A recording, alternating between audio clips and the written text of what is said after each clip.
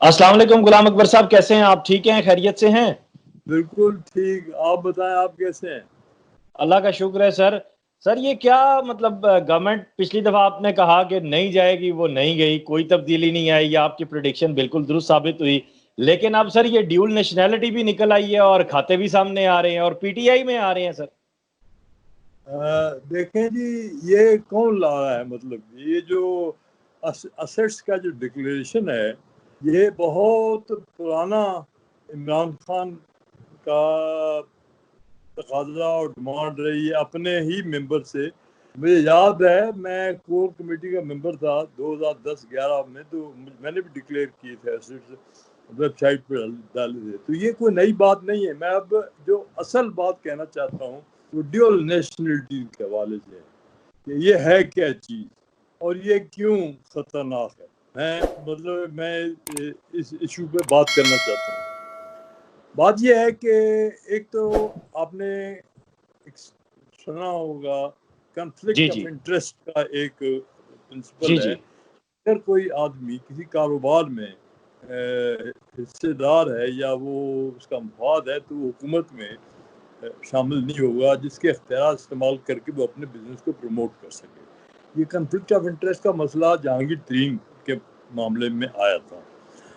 अब यहाँ जो मसला है कि ड्यूल नेशनलिटी का मतलब समझना चाहिए। एक है इशू रेजिडेंसी का। रेजिडेंसी भी है लोगों की, जैसे शहजाद गिल की है और भी बहुत सारे लोग हैं, लेकिन नेशनलिटी जो है वो मिलती है ओथ पे। हल्फनामा होता है, जिस तरह सदर बनता है आदमी हल्फ लेता है। अच्छा सर, ये आपने कॉन्फ्लिक्ट ऑफ इंटरेस्ट की आपने बात की, तो कॉन्फ्लिक्ट ऑफ इंटरेस्ट इसमें कहाँ से डेवलप हो गया? ये तो सीधी सीधी पाकिस्तानियत की बात है। क्या इलेक्शन कमीशन के आपको पता है जब परफॉर्मा जमा कराया जाता है, कागजात नामजदगी जब आप जमा करवाते हैं, आर्टिकल जो 18 बी है और 17 है, आप उसकी खिलाफ वर्जी नहीं कर रहे क्या? देखिए, वो तो बिल्कुल दुरुस्त है। मैं कॉन्फ्लिक्ट ऑफ इंटरेस्ट की बात इसलिए कर रहा हूँ कि मिसाल तो वे 4 स्पेशल असिस्टेंट जिनकी ड्यूल नेशनलिटी डिक्लेयर हुई है, मैं नाम नहीं लूँगा। एक बरतानवी, एक अमेरिकन है, एक कैनेडियन है, 2 अमेरिकन, मतलब 2 यूएस हैं और एक यूके का है। अब मसला ये है कि पाकिस्तान के मफादात यूनाइटेड स्टेट से टकरा सकते हैं, पाकिस्तान के मफादात बरतानिया से टकरा सकते हैं, कभी किसी स्टेज पे भी। पाकिस्तान के मफादात कनाडा से भी टकरा सकते हैं। अब अगर मफादात का इशू आपका, अगर अमेरिका का कोई नुमाइंदा आपकी हुकूमत में बैठा है जिसने अमेरिका से वफादारी का अहद, एक ओथ लिया हुआ है। देखिए सर, आपकी बात काट रहा हूँ बहुत माफ़ी के साथ। ये देखें सर कि वज़ीर आज़म के मामनीन है 4। वज़ीर आज़म के मामून खुसूसी बराए सियासी उमूर शहबाज गिल अमेरिका, मामून खुसूसी बराए कौमी सलामती मोईद यूसुफ अमेरिका, मामून खुसूसी बराए पार्लियामेंट कोऑर्डिनेशन नदीम अफजल चंद कनाडा और तानिया अदरूस सिंगापुर। इनकी सिटीजनशिप नहीं है, ये रेजिडेंसी है, इनको रिहाइश मिली हुई है। रेजिडेंसी एक डिफरेंट इशू है, वो उस पर अलग बात हो सकती है, लेकिन सिटीजनशिप जो है वो सिर्फ 4 को है। सिटीजनशिप जो है वो बहुत बड़ी बात होती है कि आप एक मुल्क के सिटीजन हो और दूसरे मुल्क के भी सिटीजन हो। ये ऐसी बात है कि एक बीबी के 2 शौहर हो। मैं इसको इस तरह से देखता हूँ। ठीक है sir. It's a very difficult कि उसमें आप ये नहीं तयन करता कि वल्दियत किसकी है। लेकिन सर जब नून की हुकूमत थी और उस वक्त जो इस तरह दोहरी शहरियत के मामले उठे थे, तो उस वक्त पीटीआई ने इस्तीफों का मुतालबा किया और इस्तीफे दिए। आज अपोजिशन पीटीआई से इस्तीफों का मुतालबा कर रही है, तो क्या इनको नहीं देने चाहिए? नहीं, मैं देखिए ना, ये मुतालबों की बात नहीं की। मैंने कहा इशू जो है इसको रिजॉल्व होना चाहिए हमेशा के लिए कि ड्यूल सिटीजनशिप रखने वाला कोई भी शख्स हुकूमत में नहीं आना चाहिए। ये बिल्कुल दुरुस्त बात है सर आपकी, बिल्कुल दुरुस्त बात है सर आपकी। मैं तो इस इशू में बात कर रहा हूँ। इस्तीफों का मसला तो बाद में आता है, क्योंकि पीटीआई का मंशूर वो इस मामले में क्लियर था कि ड्यूल सिटीजनशिप को वो डिस्करेज करते थे। उस वक्त भी इशू उठा था, लेकिन बदकिस्मती ये है कि मफादात के तहत, ये मफादात का जो ऐसा जाल है, अब हमारे मुल्क में कहते जाल नहीं है کہ وہ 4 آدمی جو ڈیول نیشنلٹی کے حامل ہیں اگر وہ نہ ہوں تو یہ حکومت گر جائے گی یا حکومت نہیں چلے گی. یہ بالکل غلط سوچ ہے. Every body is ڈسپینسیبل. ان کو خود چاہیے, میں سمجھتا ہوں کہ ان کو خود چاہیے کہ وہ استعفیٰ دے کے کاروبار کرنے بے شک یہاں اس میں, اور وہ حکومت کا ساتھ دے, پارٹی کے اندر رہے. پارٹی میں رہنے سے کوئی نہیں انہیں روک سکتا, لیکن حکمرانی جو ہے اس میں تو یہاں تک سمجھتا ہوں کہ ہمارے جو سیکریٹری جو بیوروکریٹس ہیں ان کے بچے باہر چلے جاتے ہیں, تعلیم پاتے ہیں, وہ ایک طرح سے ممنون ہو جاتے ہیں امریکن گورنمنٹ کے. امریکن گورنمنٹ کے احسانات ان پر ہو جاتے ہیں. جب وہ احسانات کے بوجھ تلے کوئی دبا ہو تو وہ کیسے وفاداری نبھا سکتا ہے اپنے ملک کے ساتھ؟ میں نہیں سمجھتا. ہمارے ملک کا یہ بہت بڑا المیہ ہے کہ یہاں 2 وفاداریوں کے لوگ موجود ہیں, 2 تنخواہیں لینے والے لوگ موجود ہیں. 2 تنخواہیں میں میری مراد ہے کہ ایک تنخواہ اگر ٹی وی چینل سے مل رہی ہے, دوسری کسی انٹیلیجنس ایجنسی سے مل رہی ہے, تیسری کسی ملک کے سفارت خانے سے مل رہی ہے. تو اس قسم کے لوگ جو ہیں جن کی پہچان کوئی نہیں ہوتی, میں نہیں سمجھتا کیا پہچان ہے اس آدمی کی. میں کوئی بھی نام لوں گا جن کی 4 آئے ہیں, ان کی کیا پہچان ہے؟ وہ کیا کہیں گے اپنا, جو وہ یو کے سٹیزن بھی ہے, وہ پاکستانی سٹیزن بھی ہے, تو اس کی پہچان تو نہیں ہے نا. یہ سب گڑبڑ ہو گیا ہے معاملہ.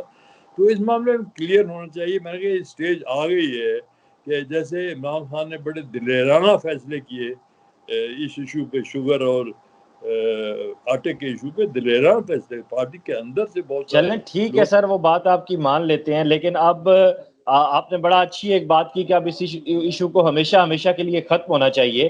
تو اپوزیشن جماعتیں جو ہیں وہ عید کے بعد آل پارٹیز کانفرنس بلا رہی ہیں, اور جتنے بھی اس طرح کی ایشوز ہیں اس پہ بھی بات ہوگی, اور حکومت کو مزید ٹف ٹائم دینے کے لیے بھی کوئی بات کی جا رہی ہے.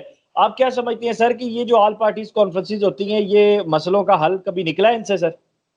دیکھیں جی, میں بتاؤں کہ یہ جو پارٹیاں ہیں یہ میرے لیے نان ایگزسٹنگ, یہ ایسے یہ لوگ جو ہیں, میں کسی کا نام نہیں لوں گا, لیکن یہ سارے کنڈیمڈ لوگ ہیں. یہ 35 سال تک اس ملک کو لوٹتے رہے ہیں, ان کی کوئی پہچان نہیں, کبھی کوئی سٹینڈ لیتے ہیں, کبھی آپ دیکھیں بلاول بھٹو گالیاں دیتے رہے. انہوں نے ابھی الیکشن کیمپین میں ایک دھکا اور 2 گرتی ہوئی دیوار کو نواز شریف کے خلاف آزاد کشمیر میں کیمپین چلائی تھی. مودی کا جو یار ہے غدار ہے غدار ہے, اس کے نعرے تھے, اور وہ گلے مل رہے ہیں. تو ان کی کیا پہچان ہے؟ آپ اے پی سی کی لوگوں کی کیا پہچان, مجھے پہچان بتا دیں. یہ بالکل ایسی بات ہے کہ چائنا, امریکہ اور رشیا مل کے ایک ملک بنا دے. یہ کیسے ممکن ہے؟ یہ مفادات کا ٹکراؤ جو ہوتا ہے وہ اپنی جگہ پہ قائم ہے.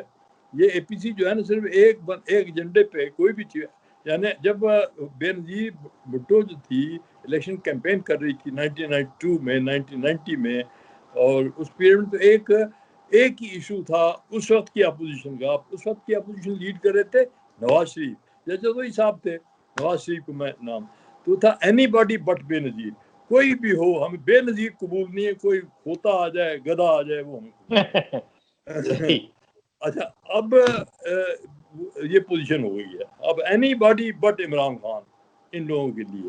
اب مسئلہ یہ ہے کہ عمران خان اگر فرض کریے ان کی خواہش پوری ہو جائے, اللہ تعالیٰ کو معجزہ کر دے اور عمران خان پکچر سے غائب ہو جائے, تو جو اگلا آدمی ہو سکتا ہے وہ عمران خان سے بھی زیادہ خوفناک ہو سکتا ہے ان کے لیے.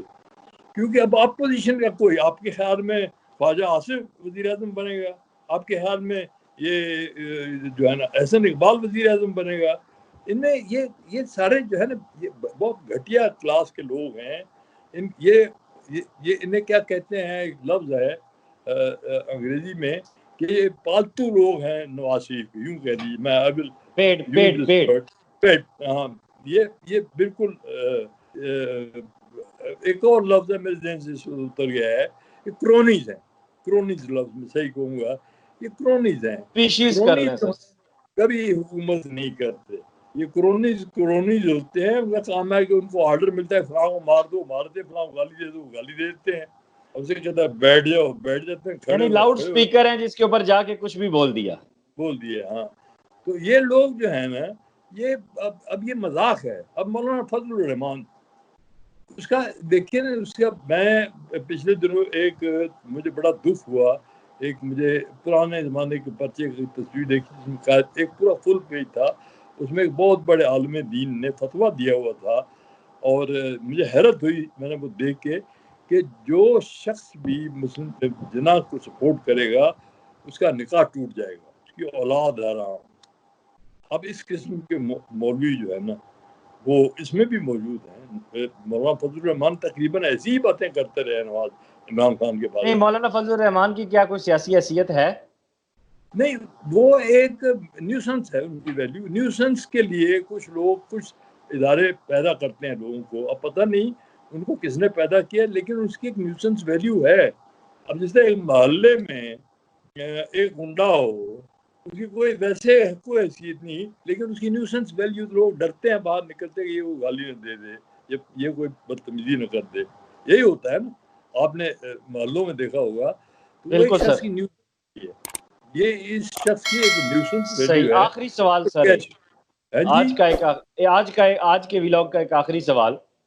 ہاں جی، خان صاحب اور بزدار صاحب کی ملاقات ہوئی ہے 2 دن قبل، لاہور آئے تھے، اور اس میں کہا جا کہ خان صاحب نے اداروں میں بڑھتی ہوئی کرپشن جو ہے اس کے اوپر کافی غم و غصے کا بھی اظہار کیا ہے، اور انہوں نے بڑے سخت الفاظ میں کہا ہے کہ اس کو روکا جائے، اور بزدار صاحب کو انہوں نے کچھ ٹاسکس بھی دیے ہیں۔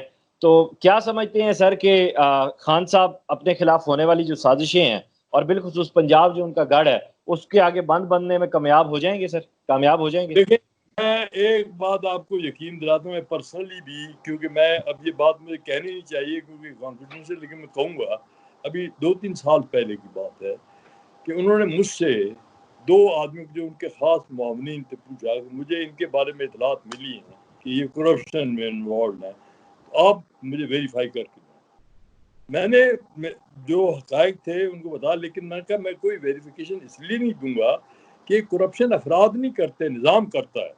آپ اس کو بدل دیں گے 2 اور آدمی آ جائیں گے، وہ اپنے شروع کر دیں گے سودے بازی، جیسے ابھی اجمل وزیر کا واقعہ پیش آیا۔ آپ دیکھیں کتنی گھٹیا بات ہے کہ آپ ٹیلی فون پہ کمیشن طے کر رہے ہیں، تو یہ ٹیلی فون پہ کمیشن طے کرنے والا کمیشن جو ہے، جو کلچر ہے، یہ بے نظیر بھٹو کے دور سے شروع ہوا، نواز شریف نے اس کو پروان چڑھایا، اور اب اتنا پھیل چکا ہے کہ اسے ختم کرنے کے لیے بڑے 4-5 بہت تگڑے لوگ چاہیے عمران خان کو، جو بالکل کرش کر دیں، مطلب ایک پنجاب میں بیٹھا ہو جو خود آنےسٹ ہو، وہ لوگ مجھے نظر نہیں آ رہے۔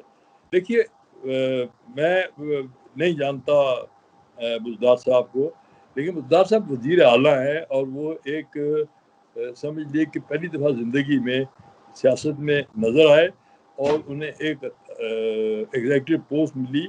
اب اس کو گائیڈنس کہاں سے پراپر ملی یا نہیں ملی میں نہیں جانتا، لیکن ان کے انڈر میں جب تک کہ 2-3 لوگ ایسے نہیں ہوں گے جو حقیقی معنوں میں، اب جن لوگوں پہ کرپشن ختم کرنے کی ذمہ داری ہے وہی کرپٹ ہو۔ میں مثال طور پہ منسٹری آف انفارمیشن کی بات کرتا ہوں، پہلے 3-4 دفعہ تبدیلیاں ہوئی ہیں، میں نام نہیں لوں گا کسی کا، لیکن یہ سوالیہ نشان اٹھتا ہے۔ آپ کسی محلے آپ کا بدماش ہو، وہ آپ اچانک آپ وہ وزیر بن جائے، تو آپ کے دل میں اس کی کیا عزت ہو؟ بالکل ایسے ہی ہے، بالکل ایسے ہی ہے۔ ہاں، ایسا ہوا ہے، اور یہ بڑی بدقسمتی ہے ہماری کہ اب دیکھیں کچھ لوگ ہیں جیسے شفقت محمود ہیں، ان کی سب لوگ عزت کرتے ہیں، کیوں کرتے ہیں؟ ان کے نظریات سے مجھے بھی اختلاف ہے، میرے دوست ہیں، دوست رہے ہیں، ہم نے ماضی میں اکٹھا کام کیا ہے، ہم پیپلز پارٹی کیمپین اکٹھی چلائی ہے، لیکن ان کے نظریات وہ سیکولر ہیں، میں اسلامسٹ ہوں۔ اب وہ مجبور ہوئے، انہوں نے جو انصاف دیا وہ قرآن شریف کو لائے، بڑی اچھی بات ہے۔ سیکولر ہونے کا مطلب نہیں کہ آپ غیر مسلم ہیں، سیکولر کا مطلب ہے کہ آپ مذہب کو سیاست میں نہیں لانا چاہتے، اور ہمارا دین یہ کہتا ہے کہ مذہب ہی سیاست ہے۔ بالکل آپ دین ہمارا جو ہے وہ سیاست ہے، یہ بالکل درست مذہب بات ہے، بالکل درست بات ہے سر۔ آپ کا بہت شکریہ کہ آپ نے آج بھی وقت دیا اور ساری صورتحال پر بہت تفصیلی گفتگو کی۔ یقیناً غلام اکبر صاحب جو ہے ہمارے لیے ایک یونیورسٹی کا درجہ رکھتے ہیں۔ دیکھنے والے دوستوں سے گزارش ہے کہ زیادہ سے زیادہ جو ہے اس ویڈیو لنک کو شیئر کیجئے اور اپنی آراء کو کمنٹ باکس میں درج کیجئے۔ اپنا خیال رکھیے گا، خدا حافظ۔